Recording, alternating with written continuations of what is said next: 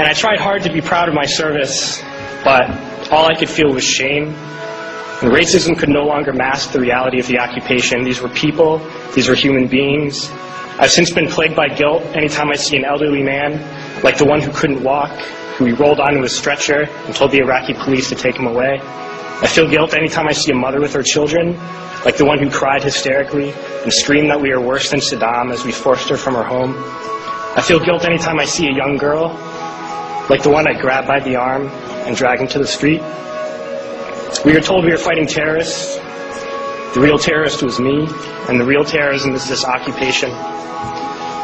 Racism within the military has long been an important tool to justify the destruction and occupation of another country. It has long been used to justify the killing, subjugation, and torture of another people.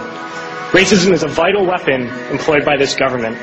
It is a more important weapon than a rifle, a tank, a bomber, or a battleship. It is more destructive than an artillery shell, or a bunker buster, or a Tomahawk missile. While all those weapons are created and owned by this government, they are harmless without people willing to use them. Those who send us to war do not have to pull a trigger or lob a mortar round. They do not have to fight the war, they merely have to sell the war.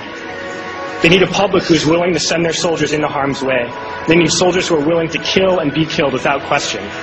They can spend millions on a single bomb, but that bomb only becomes a weapon when the ranks in the military are willing to follow orders to use it. They can send every last soldier anywhere on earth, but there will only be a war if soldiers are willing to fight. And the ruling class, the billionaires who profit from human suffering, care only about expanding their wealth, controlling the world economy.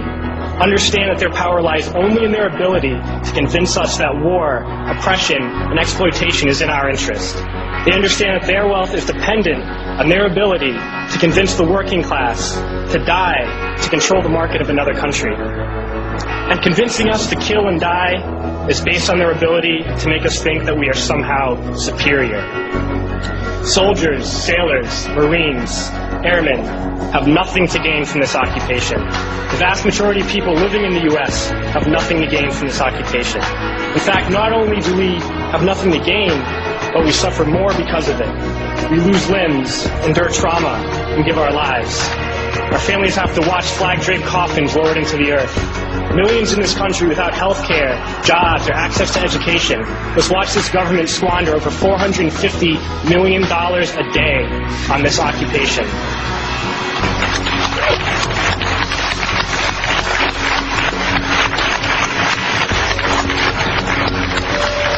Poor and working people in this country are sent to kill poor and working people in another country to make the rich richer. And without racism, soldiers would realize that they have more in common with the Iraqi people than they do with the billionaires who send us to war.